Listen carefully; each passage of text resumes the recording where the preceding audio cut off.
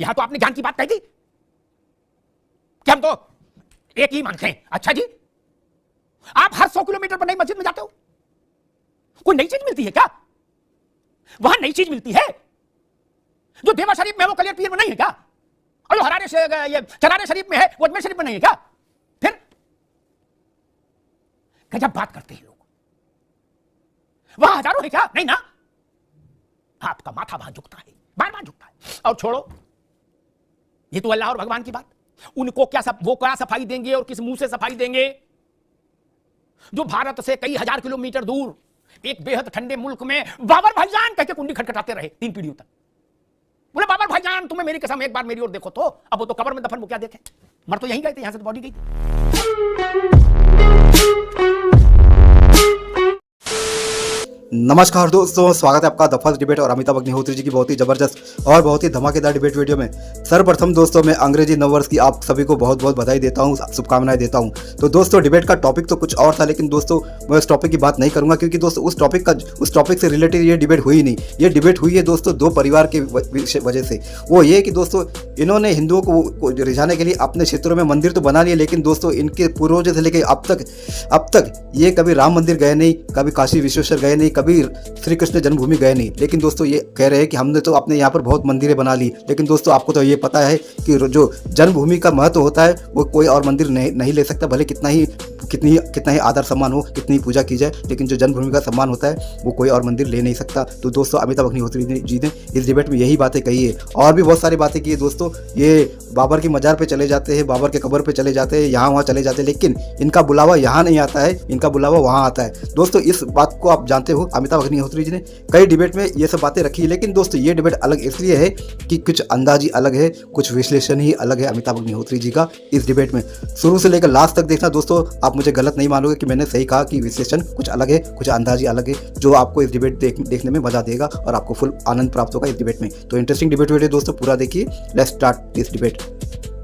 ये टीवी वाले भाई कैमरा ईश्वर कर दो तुम। एक भी प्रधानमंत्री श्री कृष्ण जन्म स्थान पर नहीं गया। क्यों? अयोध्या में एक भी गैर भाजपा मुख्यमंत्री, धर्मेंद्र जी सुने, अयोध्या में कभी रामलला के दर्शन करने नहीं गया। टीले वाली मस्जिद गया, देवा शरीफ गया, कलियर शरीफ गया, मुख्यमंत्री रामलला के दर्शन करने नहीं आया, कभी नहीं आया। ये तथ्य मिट थोड़ी ना जाएगा। अयोध्या के बगल से गुजरे, ₹1.25 का बताशा और एक देसी घी का दीपक भी नहीं जलाया रामलला की ड्यूटी पर। आप कह रहे हो कि इसमें हमारा भी हिस्सा है? नहीं ना। जिन लोगों ने अयोध्या को अछूत बनाकर रखा, अयोध्या के श्री और विस्तार में, उसकी आभा में उनका हिस्सा नहीं हो सकता, ये जान लीजिए। कौशिक जी गलत तो नहीं कह रहा। जिन लोगों ने अपने पूरे जीवन अयोध्या को अछूत बनाकर रखा, उजाड़ बनाकर रखा, ना कोई योजना, ना कोई परियोजना, ना रामलला का टेंट में रस्सी बदलने के लिए सुप्रीम कोर्ट में केस एप्लीकेशन लगानी पड़े। कमिश्नर एहसान करके 1500 रुपया देता था महीने में रामलला के लिए, रामधाने का भोग लगने के लिए। वो लोग भी कह रहे कि अयोध्या के विस्तार में हमारा भी पत्थर लगाओ। कुछ देश में नेता हैं, आलोक पांडे, उनका रिकॉर्ड है, वो आज तक अपने घर से या तो 50-25 महंगी गाड़ियों के काफिले में निकले या जहाज से, अपने निजी जहाज से निकले, वो कभी भी सर्विस फ्लाइट में चले ही नहीं। क्या कथा में जाए तो, उर्स में जाए तो, मरे में जाए तो, जन्मदिन में जाए तो, क्या? और जहाज भी छोटा नहीं, बड़ा वाला जहाज जो गांव में उतरे लगे। खैर, आज विषय ये, अयोध्या मन से दूर रही लोगों के। भौगोलिक दूरी का कोई मतलब नहीं बड़े लोगों के लिए। भौगोलिक दूरी का मतलब जिस गरीब आदमी के लिए है, उसने तो कभी दूरी मानी ही नहीं, सिर पे लुटेरिया पुटेरिया रखे हुए चला आ रहा है। एक बार मैं 15 कोसी परिक्रमा के समय अयोध्या में था। मैं होटल की छत पर जाकर देख रहा था दृश्य। सड़क नहीं दिख रही थी किसी दिशा में, सिर्फ जन समुद्र दिख रहा था। पांव में चप्पल नहीं पहनी थी श्रद्धा के कारण।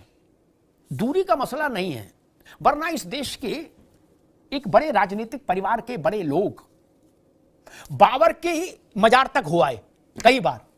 बाबर की मजार यहां तो है नहीं कि पान खाने गए, बाबर की मजार मिल गई, वही नमस्ते कर ली, नहीं ना। क्या जी। और जी। उत्तर प्रदेश में गोविंद वल्लभ पंत के बाद कोई मुख्यमंत्री, पंत जी भी गए कि नहीं गए मुझे नहीं पता, क्योंकि उन पर नेहरू जी का दबाव बहुत था, कभी अयोध्या नहीं गया। और गांधी परिवार जो इस देश का शीर्षस्थ परिवार है, उसके किसी सदस्य, पंडित जी से लेके और रेहान बाढरा तक, किसी ने कभी अयोध्या का दर्शन नहीं किया। हेलो पांडे, ये तो संयोग नहीं हो सकता कि समय नहीं मिला। बाबर तक लोग चले गए हैं, बोले बाबर अंकल हम आए हैं नमस्ते करने, लेकिन इधर नहीं आए। ये सवाल मैंने देश में हर जगह सुना कि सब जगह गए। बार बार मैं रिपीट करूं नहीं, मैंने बताई दे, कई शरीफ बताए, क्या देवा शरीफ, कलियर शरीफ, अजमेर शरीफ, क्या सबके पास टाइम। बाबर के यहां तक नमस्ते 3 बार करे आए। और रामलला पूछ दो कि आप नहीं गए, आपके पुरखे भी नहीं गए, तो कहते जब रामलला बुलाएंगे तब। तो मैंने एक बहस में कहा था कि बाबर आपको व्हाट्सएप पर मैसेज भेजता है बुलाने का, या व्हाट्सएप कॉल करता है? रामलला ने तो नहीं बुलाया अभी। बाबर के पास आपका व्हाट्सएप नंबर है, बाबर के पास मोबाइल है, वो आपको बुलाता है। धर्मेंद्र जी, ये प्रश्न तो लोग पूछते हैं। भाजपा कांग्रेस छोड़ दो, सपा बसपा, जनता पूछती है जो ना भाजपा की सदस्य है ना सपा की, वो पूछती भैया ये बात तो सच में गलत है भाई, हैं ये दुनिया में घूम रहे और रामलला जी के यहां नहीं गए कभी, और पुरखों से नहीं गए, ये भी कहती साथ में।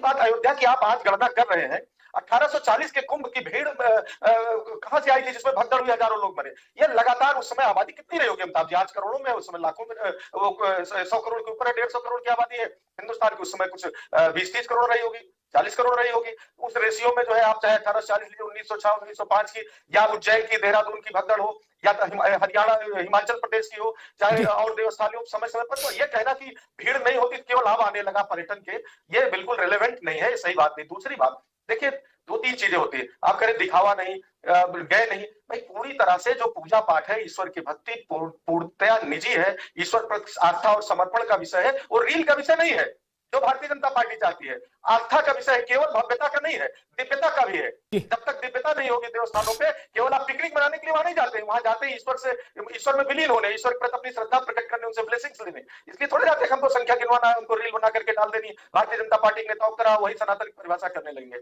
सनातन बहुत व्यापक है, और सनातन के पीछे छुप करके जो सरकारें रोजगार, महंगाई, भ्रष्टाचार, इनसे नहीं बच सकती। आपको चुना गया है, इन बुनियादी को भी ध्यान देना पड़ेगा। ठीक है, तो महत्वपूर्ण ये है, आज जो मैं इससे बिल्कुल सहमत नहीं हूँ। ठीक है धर्मेंद्र, हम लोग, मुझे याद है एक घटना बता करके, हमें याद है कि हमारी दादी, हमको लगता है 90 के आसपास, 87-85 में एक सरयू स्नान लेके गई थी, और वहां भी उस समय प्रभु श्री राम का मंदिर तो मान लीजिए टेंट में था, नहीं था, लेकिन वहां पर कनक भवन, हनुमानगढ़ी आप कह रहे थे लड्डू, आप तो बहुत सीनियर साथी रहे, वहां पर हर जगह, चाहे दशरथ महल हो, चाहे कनक भवन हो, सरजू घाट हो, हर जगह मिठाई की, लड्डू चढ़ाने की। और उस समय हनुमान जी के मंदिर के दर्शन का नंबर उस समय भी घंटों बाद लगता था। ठीक है, हम लोग याद है कि वहां रात भर स्टेशन सोना पड़ा, और सुबह 4 बजे लाइन में 3 बजे लग गए थे, अच्छा क्या करके दर्शन मिला था। ये कहना कि भीड़ नहीं थी, वहां कोई था ही नहीं, लड्डू 1 किलो नहीं बिकता था, ये कितना हाइपोथेटिकल है, क्योंकि हम लोगों ने सब देखा है, वही बगल से आगे बात, आगे अब रुकना होगा। अब धर्मेंद्र जी आप रुकना होगा, ना आप रुकना, थेथरई ठीक नहीं। पूर्वांचल के लोग थेथरई समझते हैं, ये थेथरई ठीक नहीं। मैं जो बात बोलता हूं ना, उसमें 24 कैरेट की बात बोलता हूं, 23 कैरेट की नहीं। खूब सोच समझ लीजिए, तब चैलेंज करिए। भारत के पिछले कुंभ में भारत की कुल आबादी का जितना प्रतिशत स्नान करके आया, उतना प्रतिशत, संख्या की बात नहीं कर, उतना प्रतिशत भारत की कुल आबादी का कभी कुंभ नहीं नहाया। धर्मेंद्र सिंह जी की बात खत्म हो गई, बात गलत हो गई। ठीक, एक। दूसरा, साल भर में अयोध्या में विश्व हिंदू परिषद की कॉल छोड़ दीजिए, 80s में जितने लोग आते थे उतने तो 1 महीने में आ रहे हैं, तब भी भारत की आबादी 100 करोड़ थी। परसेंटेज में गिन लो, इसमें नाक नीची होती हो तो परसेंटेज में गिन लो, उसमें तो नपना बराबर हो जाएगा ना। अभी रुकना होगा, अभी बीच में नहीं, अभी रोकिए आवाज ना, अभी रोकिए आवाज ना। मेरी बहस में ये नहीं, उस वक्त जब आपको अवसर दिया था उसी वक्त आपके दिमाग में बात आनी चाहिए थी। सेकंड थॉट ठीक नहीं, एक चीज। तीसरी चीज, कहा कि भाई बुलावा आता है तीरथ से, इस बात से मुझे इनकार ही नहीं। मैं मूर्ख आदमी ये समझ नहीं पा रहा, मैं अपने को वज्र मूर्ख मान रहा कि पीढ़ियां गुजर गई, आज तक रामलला से न्योता नहीं आया, और चरारे शरीफ, हरारे शरीफ, गरारे शरीफ, देवा शरीफ, करियर शरीफ, सबके न्योता धमाधम आ रहे। टीले वाली मस्जिद तक का न्योता आ रहा, साल में 3-3 दफे। फिरंगी महली से गलवैया हो रही, बोले आओ मेरी जान, क्या सिमई खाओ। ये गजब बात करते हो यार, इससे नहीं चलेगा। वो है ना, एक गाना था पुराना, हमरे ना मानो रंगरेजबा से पूछो। हमारी ना मानो, जनता से पूछो कहां खड़े हो महाराज, पता लग जाएगा। हमारी मानने को जबरदस्ती थोड़ी ना है। जो बाबर के यहां तक चले गए, मैं पूछता हूं, बाबर ने चिट्ठी अंतरदेशी लिखा उनको कि तुम्हें मेरी कसम याद आ रही है, आ जाओ। टेलीफोन कॉल किया, व्हाट्सएप किया, टेलीग्राम, बाबर ने उनको कैसे न्योता भेजा यार, ये तो बताओ। बाबर तो अल्लाह भी नहीं है। हनुमानगढ़ी में न्योता नहीं आया, इसलिए मुंह ऊंची बोला नहीं जाएंगे। हनुमान जी जब कॉल करेंगे तो जाएंगे। अच्छा जी, देवा शरीफ वाले कॉल कर रहे हैं, वो तो जमीन के अंदर है। क्या अजमेर शरीफ वाले कॉल कर रहे हैं, वो तो जमीन के अंदर है। ये थोती बात है, ये नहीं। हम तो कहते कुछ नए तर्क लाइए, ये तर्क पिट गया, ठीक है, बड़े नेता ने दिया इसलिए हम भी देंगे, ऐसा नहीं। आप अपनी प्रतिभा को अलग से निखारिए कि बुलावा आएगा तब जाएंगे, ये कौन मान लेगा। 1949 से, दिसंबर 1949 से आज तक न्योता ही नहीं आया, और दुनिया में सब जगह आप घूम आए, कौन मान लेगा यार। कुछ तो करो। गांव के आदमी को ये बात कैसे हजम हो, या शहर के भी सामान्य भारतीय को बात कैसे हजम हो कि हम समरकंद तक हुआ है कई राउंड। क्या बोले बाबर मियां, हम आ गए हैं नमस्ते करने, हैं लोबान का धुआं देंगे आपको। और बगल में अयोध्या नहीं, कृष्ण जन्म स्थान नहीं। वो लोग भी कृष्ण जन्म स्थान नहीं गए जो कृष्ण पर राजनीतिक रूप से दावा करते हैं आज के दौर में। क्या कहते हम और कृष्ण जी एक ही हैं। क्यों नहीं गए, पुलिस पकड़ रही थी, भूकंप आ रहा था। मेरा सिर्फ कहना, उन्होंने कहा कि सारे देवता एक, हम उनकी बात मानते हैं, एक को अहम द्वितीय ना, एक हम अद्वैत मानते हैं। क्या एक ही ब्रह्म है, चलो मान लेते हैं। लेकिन चाचा, अल्लाह कई हजार हैं क्या, अल्लाह कई हजार हैं क्या। चरारे शरीफ, गरारे शरीफ, देवा शरीफ, अजमेर शरीफ, टीले वाली मस्जिद, नाव वाली मस्जिद, पान वाली मस्जिद, अटाला मस्जिद, मटके वाले पीर, सबके यहां गए हो। अल्लाह कई हजार है, कई फ्रेंचाइजी है क्या। अरे मटके वाले पीर क्या हुआ है तो घोड़े वाले पीर क्या क्यों गए, फिर क्या करने गए। यहां तो आपने ज्ञान की बात कही थी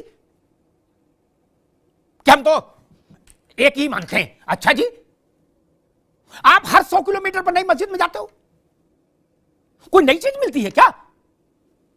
वहां नई चीज मिलती है जो देवा शरीफ में, वो कलियर पीर में नहीं है क्या। और जो हरारे से ये चरारे शरीफ में है, वो अजमेर शरीफ में नहीं है क्या। फिर गजब बात करते हैं लोग। वहां हजारों है क्या, नहीं ना। आपका माथा वहां झुकता है, बार बार झुकता है। और छोड़ो, ये तो अल्लाह और भगवान की बात, उनको क्या वो क्या सफाई देंगे और किस मुंह से सफाई देंगे। जो भारत से कई हजार किलोमीटर दूर एक बेहद ठंडे मुल्क में बाबर भाईजान कह के कुंडी खटखटाते रहे 3 पीढ़ियों तक। बोले बाबर भाईजान, तुम्हें मेरी कसम एक बार मेरी ओर देखो तो। अब वो तो कब्र में दफन, वो क्या देखे, मर तो यहीं गए थे, यहां से तो बॉडी गई थी। क्या वहां किस लिए जाते हैं, वहां क्या लेना देना। बाबर इस देश का नहीं था, बाबर इस देश का नहीं था, न रक्त से न जन्म से। बाबर के का इस देश से क्या लेना देना। आक्रांता था, दुष्ट था, लफंगा था। हमारा कौन सा इश्क मोहब्बत है उससे, सूफियाना इश्क, कि हम वहां जा रहे हैं बार बार। मैं नाम नहीं ले रहा हूं, मैं नाम ले भी सकता हूं, सब समझते हैं कि किसकी ओर कह रहा हूं। और यह तर्क किसी की गले नहीं उतरता कि हमको न्योता नहीं आया इसलिए नहीं गए। तब फिर चरारे शरीफ का, देवा शरीफ का न्योता दिखाओ। वहां जो दफन है उसने आपको कब टेलीफोन किया।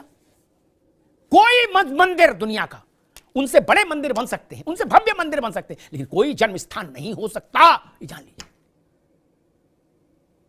अयोध्या की क्या स्थिति है, मैं धर्मेंद्र जी के लिए कहूंगा। अयोध्या की सनातन में वही स्थिति है, मेरी बात को गौर से सुने सब लोग। अयोध्या की सनातन में वही स्थिति है जो इस्लाम में मक्का और मदीना की है। लिख लीजिए, इसके दाएं बाएं मत भागिएगा कभी। अयोध्या की वही स्थिति है जो बौद्ध धर्म में लुम्बिनी की है। अयोध्या की वही स्थिति है जो क्रिश्चियनिटी में यीशु मसीह के जन्म स्थान की है और अब वेटिकन सिटी की है।